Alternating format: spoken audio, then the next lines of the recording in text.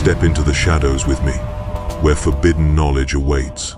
This is the law they never wanted you to know. They took me from my family when I was 8 years old, and I never saw them again.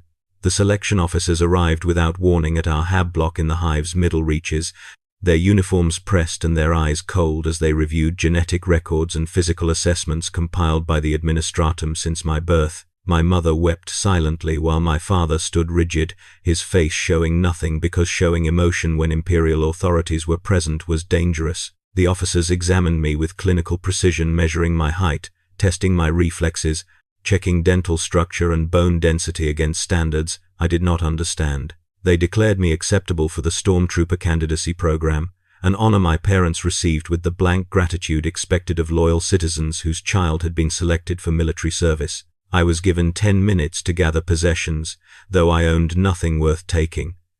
And then I was loaded into a transport with 43 other children, all of us stolen from our families to be forged into weapons for the Imperium. The transport's doors sealed with hydraulic finality, and through the small window I watched my parents shrink into the distance, two figures among billions in a hive that would forget I had ever existed. I did not cry. Crying had been beaten out of me by instructors long before I understood why weakness was unacceptable. The training facility was located in the hive's deepest military sectors, a fortress complex carved into bedrock where the temperature never varied from exactly 16 degrees and the air tasted of recycled breath and gun oil. We were processed like equipment, stripped, sanitized, catalogued, issued uniforms that scratched against skin not yet calloused by service. The instructors were veterans, men and women whose bodies bore augmetic replacements for limbs lost in battles I would not learn about for years, whose faces showed the particular hardness that came from surviving wars that killed everyone around them. They explained the basics with mechanical efficiency. We were candidates for the Stormtrooper regiments, elite infantry trained to standards that exceeded normal guard formations by orders of magnitude. Most of us would not survive the training. Those who did would serve until death or crippling injury made us useless, at which point we would be honorably discharged or converted into servitors, depending on the extent of damage. There would be no alternative careers, no possibility of return to civilian life, no future except military service or death. The Imperium required this sacrifice, and we would provide it because we had no choice, and soon would not want choice anyway. The training was designed to break us and rebuild us, according to specifications that made us more weapon than human. We woke before dawn to alarm klaxons that made our ears ring, dressed in darkness, ran 10 kilometers through corridors before breakfast that consisted of protein paste and stimulant-laced water. We spent mornings in combat training hand-to-hand techniques that emphasized killing efficiency. Weapon drills with lasguns and hellguns and every variant the Imperium fielded, grenade throwing and knife fighting, and how to garrote sentries silently. We spent afternoons in classroom instruction, tactical doctrine, unit cohesion principles, recognition of enemy types and their vulnerabilities, basic field medicine focused on keeping wounded soldiers combat effective rather than actually healing them. We spent evenings in physical conditioning that pushed our bodies to failure and beyond. Instructors screaming that pain was weakness leaving our bodies, that the Emperor valued only those who could endure suffering without complaint. We collapsed into bunks at night, too exhausted for thought, and 6 hours later the alarms sounded again and the cycle repeated.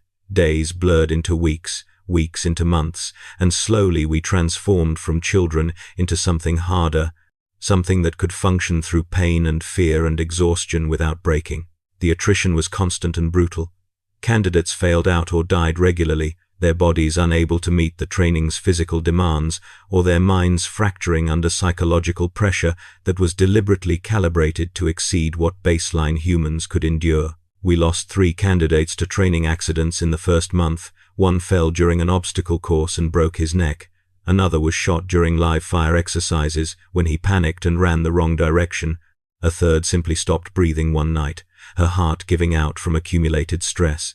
We lost 7 more to disciplinary failures, candidates who questioned orders or showed insufficient dedication or committed infractions that demonstrated weakness incompatible with Stormtrooper standards. They were taken away without ceremony, their bunks empty the next morning, their names never spoken again because acknowledging failure undermined unit cohesion. I learned quickly to show nothing, to execute every order with immediate precision, to bury any doubt or fear so deeply it could not surface even under the instructor's psychological evaluations. I learned that survival required becoming exactly what they wanted, a weapon without hesitation, a soldier without individuality, a tool that performed its function without requiring maintenance of its emotional state. We were 16 years old when they gave us our first augmentations, surgical modifications that would enhance our combat effectiveness beyond baseline human capability. The procedures were performed in the facility's Medicae wing, a sterile environment where servitors assisted tech priests in modifications that were half medicine and half religious ritual. They installed neural accelerators that improved reaction time, allowing us to respond to threats before conscious thought completed. They reinforced our skeletal structure with ceramic compounds that could withstand impacts that would shatter normal bones. They upgraded our eyes with optical implants that provided low-light vision and targeting reticules linked directly to our weapons. They installed subdermal armor across vital areas, thin plates of blessed metal that would stop shrapnel and small-caliber rounds. Each surgery was agony. The tech priests, believing that pain during augmentation created proper respect for the machine spirits being installed, and we endured without complaint because complaining would mark us as weak, and weakness meant failure. I woke from the final surgery feeling different, moved different, my body responding to commands with speed and precision I had never possessed, and I understood that I was no longer entirely the child who had been taken from his family 8 years ago. I was becoming something else, something purpose-built for war. The full training cycle took 12 years, and of the 44 candidates who began with me, only 11 survived to commissioning. The others had failed or died or been reassigned to less demanding military positions, culled from our ranks through a selection process that was merciless in its efficiency. We 11 were forged into stormtroopers, awarded the hellguns and carapace armor that marked us as elite, inducted into a regiment with traditions dating back millennia. The commissioning ceremony was brief. An officer read our oaths of service. We repeated them in unison, and we were officially stormtroopers in the Imperial Guard. There was no celebration, no acknowledgement that we had achieved something extraordinary, because achievement was expected and celebration was irrelevant. We were weapons now, fully manufactured and ready for deployment, and the Imperium had wars that required our application. My first deployment was to a jungle world being invaded by green-skinned Xenos, a planet whose name I never learned because knowing names was not necessary for killing enemies. We arrived via dropship, our squad of 12 stormtroopers tasked with infiltrating enemy positions and eliminating leadership targets before the main guard offensive began. The jungle was hell, humidity that made breathing difficult, heat that turned our armor into ovens, vegetation so thick we had to cut through it with chain blades, insects that bit through any exposed skin and left welts that festered.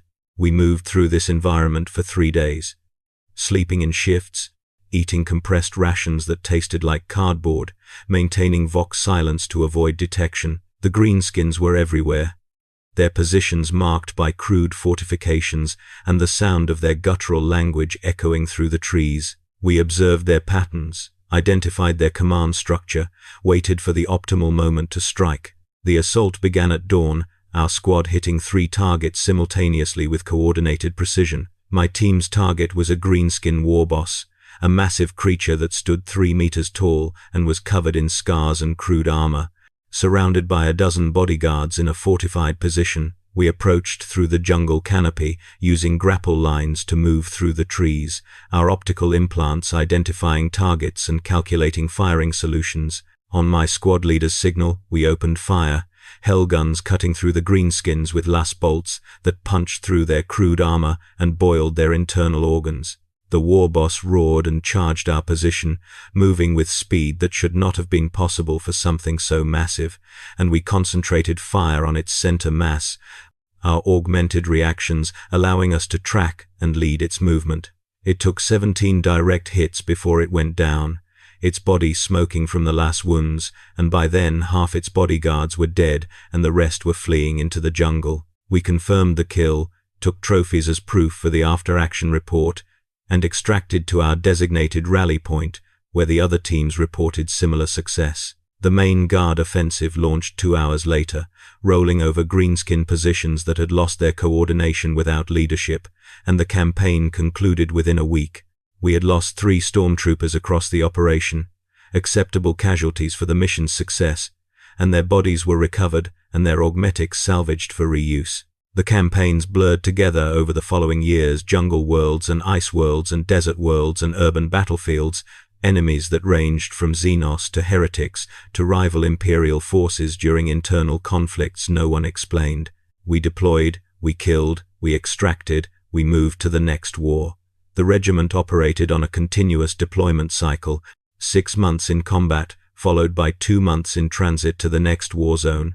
No leave or rest beyond what was minimally necessary to maintain combat effectiveness. I stopped counting missions after the first year, stopped trying to remember the names or faces of stormtroopers who died and were replaced, stopped thinking about anything except the immediate tactical situation. My augmentations were upgraded regularly: improved neural processing, enhanced lung capacity, subdermal stimulant dispensers that could dose me with combat drugs during firefights.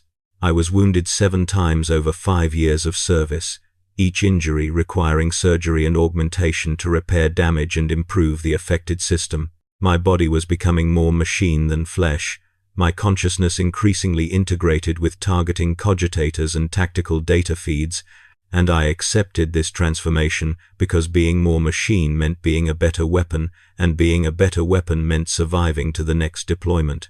The worst campaign was an urban siege on a hive world where heretics had seized control of the upper spires and declared independence from Imperial authority. Our regiment was deployed to retake the hive spire by spire, floor by floor, room by room, fighting through population centers where every civilian could be a combatant and every doorway could conceal an ambush. The heretics fought with fanatic desperation, knowing that capture meant execution, and they had fortified positions that required overwhelming force to dislodge. We spent 6 months in that hive, moving through corridors that stank of decay and cordite, seeing things that would have broken my mind if the training had not already carved away my capacity for horror. The heretics had mutated, their bodies twisted by whatever powers they served, and we killed them without hesitation or mercy because mercy was weakness, and they had forsaken their humanity through heresy. We killed civilians too, when they resisted or when we could not determine their loyalty, because suspicion was sufficient justification and the Imperium accepted collateral casualties as the cost of reclamation. I stopped being able to sleep without chemical assistance, the stimulants and sedatives in my augmentic dispensers maintaining a chemical equilibrium that kept me functional without being technically alive. We retook the hive eventually, cleansing it floor by floor until only corpses remained, and the administratum declared the campaign a success. My squad had started the campaign with 12 stormtroopers and finished with 4. The casualties were replaced with transfers from other squads, new faces with the same hard eyes, and we deployed to the next war without time to process what we had experienced. I was 24 years old and I had killed hundreds of enemies across dozens of worlds. My body more augmetic than organic, my consciousness so thoroughly conditioned by training and chemical modification that I could no longer access emotions baseline humans experienced as normal. I was exactly what the Imperium had designed me to be: an efficient killer, a weapon that maintained itself, a stormtrooper who could fight through conditions that would kill normal soldiers and continue operating until catastrophic damage forced cessation of function. The breaking point came during a deployment to a fortress world being besieged by traitor forces, former guard regiments that had turned against the Imperium for reasons we were not briefed on. The siege had lasted 2 years before our regiment was deployed to break it, inserting behind enemy lines to sabotage their supply infrastructure and create openings for the main assault. My squad's target was a command bunker where traitor officers coordinated their forces, a hardened position that required infiltration rather than direct assault. We spent a week approaching through the siege lines, moving at night, hiding during the day, slowly working our way into position. The infiltration went perfectly until the moment we breached the bunker and discovered the traitor officers were not baseline humans but former stormtroopers, soldiers who had received the same training we had who had the same augmentations and tactical doctrine and capacity for violence. They had turned traitor not through weakness but through some conviction I did not understand, and they fought us with skill that matched our own. The firefight lasted 14 minutes in the bunker's cramped corridors, both sides using identical tactics and equipment, the outcome determined by tiny factors like who had better positioning or whose augmetics were slightly faster. I killed 3 of them personally, hellgun fire at point-blank range, but they killed 5 of my squad before we neutralized them all. Standing in that corridor, surrounded by corpses of traitors who had been made exactly as I had been made, who had served as I had served before turning against the Imperium, I felt something crack in my conditioning. If they could turn traitor despite being forged into loyalty through the same process I had undergone, then the training was not absolute, the augmentations did not guarantee faithfulness, and everything I had sacrificed, my family, my childhood, my humanity, might not actually ensure the loyalty the Imperium claimed was inherent to stormtroopers.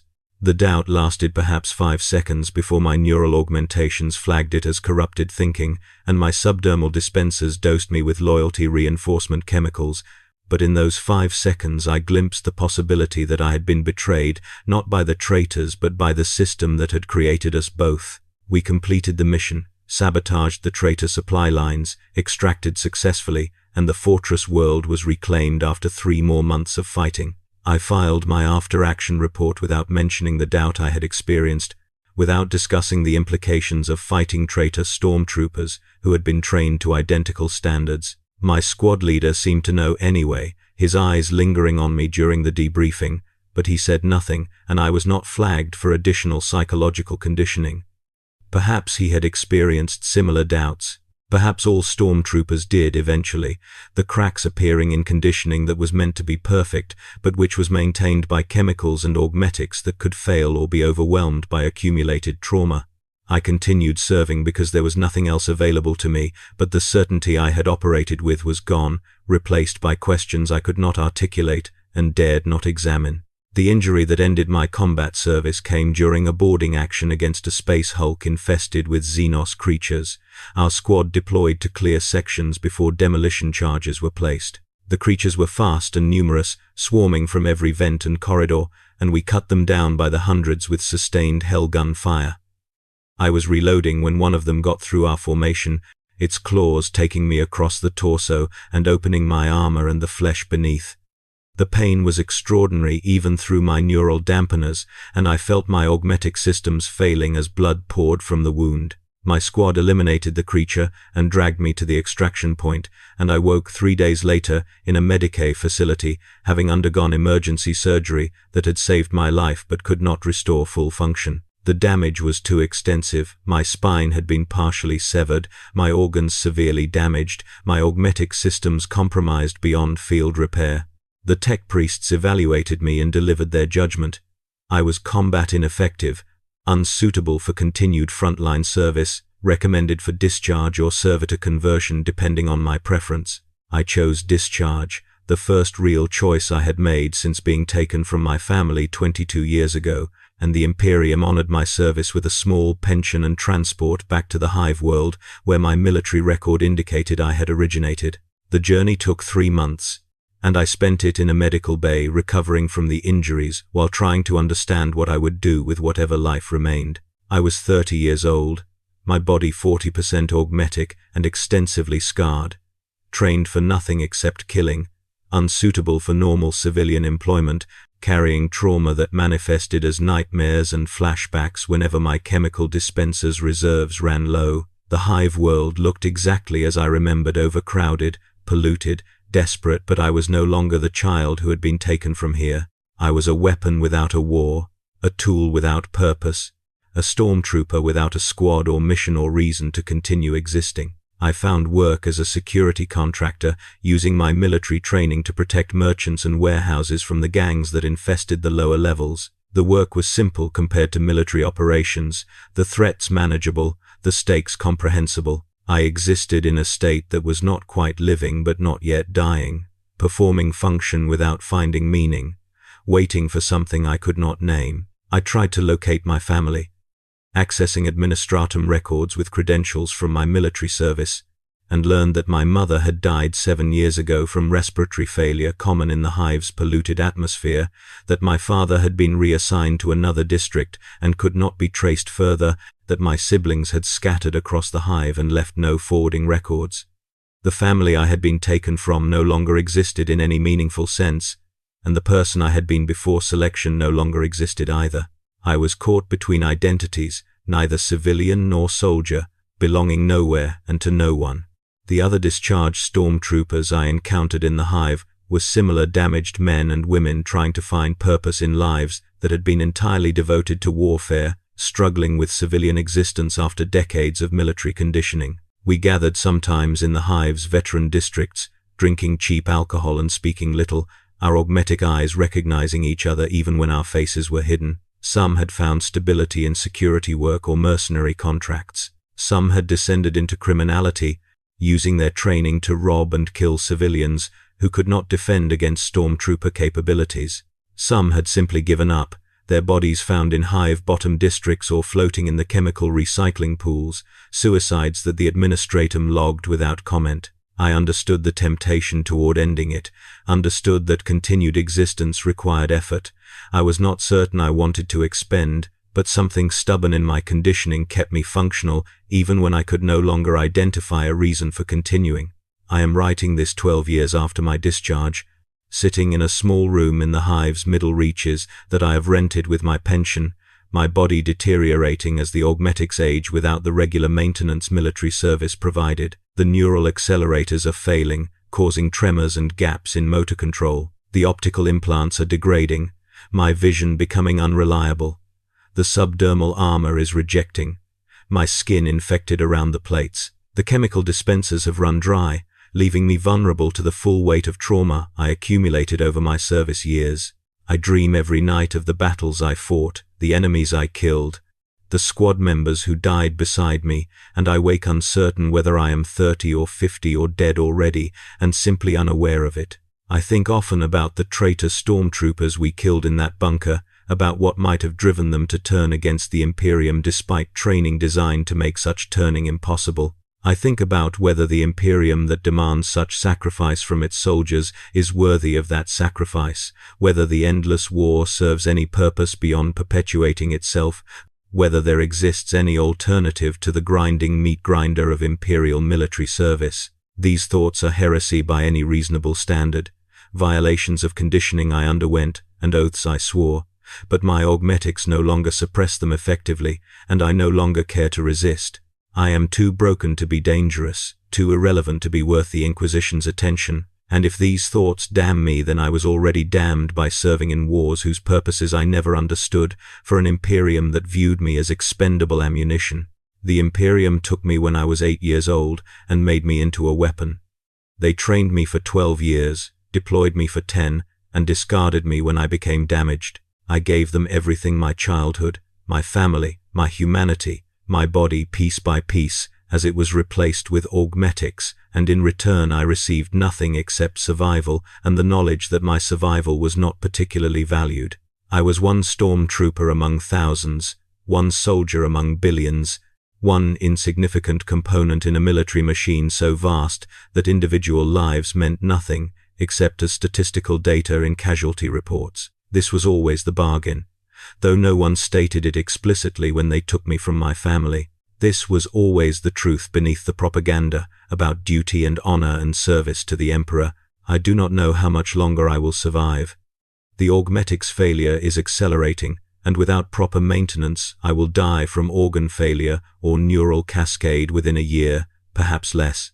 I could report to an administratum medicae facility and request maintenance, but the quality available to discharged veterans is minimal, and the wait times are years long, and I am not certain I want to extend this existence further. I could seek employment with a mercenary company that would provide maintenance in exchange for service, but I am too damaged for combat operations and too proud to accept a lesser position. I could simply wait for the augmetics to fail and accept death as the natural conclusion of a life that should have ended a dozen times during military service. This is what they do not tell you when they select children for stormtrooper training, what the propaganda does not mention when it celebrates elite warriors and their glorious victories. They tell you about the honor and the duty and the privilege of serving humanity's defense. They do not tell you that you will be broken systematically, that your humanity will be carved away and replaced with augmetics and conditioning, that you will be used until you are worthless and then discarded without support or gratitude. They do not tell you that survival is not the reward they promise, but a burden you carry for whatever years remain after service. They do not tell you that being a stormtrooper means becoming a weapon that can never be safely put down, that the training and augmentation and psychological conditioning create something that is no longer entirely human and can never return to humanity, even when warfare ends. My name was Trooper Marcus Kane, Stormtrooper 2nd Class, service number redacted, deployed across 15 campaigns over 10 years of combat operations. I gave the Imperium everything it demanded and received exactly what was promised: survival measured in years of service, honor that meant nothing outside military context, and the privilege of having been forged into a weapon effective enough to kill the Emperor's enemies efficiently. I am broken now, discarded, waiting for death in a hive that does not remember I existed, and an Imperium that never cared beyond my utility as ammunition. This is the brutal life of a stormtrooper, reduced to its essential truth. You are made into a weapon, used until you break, and then forgotten. There is no glory except in propaganda. There is no honor except in completing your function. There is no purpose except what you can invent to fill the void left when warfare ends and you discover you have nothing else. The Emperor protects, they say, but he did not protect me from being taken as a child, from being broken and rebuilt, from being used and discarded, from surviving into a peacetime I have no capacity to navigate. Perhaps protection was never promised. Perhaps I misunderstood what service meant. Perhaps this outcome was always inevitable for those selected to be stormtroopers. I write this as confession and warning both, though I do not know who might read it or whether anyone will care. The Imperium requires stormtroopers, will continue recruiting children and forging them into weapons, will continue deploying them to wars across the galaxy. Some will die in combat, and they will be the fortunate ones. Some will survive, and they will carry their survival as curse rather than blessing, damaged beyond repair, belonging nowhere, waiting for death in small rooms in forgotten hives. I was one of billions who serve. I am one of thousands who survive. I am writing this because no one else will, because the truth of stormtrooper service is suppressed beneath propaganda and glory, because someone should document what we become when the fighting ends. We are the Imperium's most effective weapons. We are its most discarded waste. We are proof that service without limit produces loyalty without meaning. We are stormtroopers, and this is what they make of us.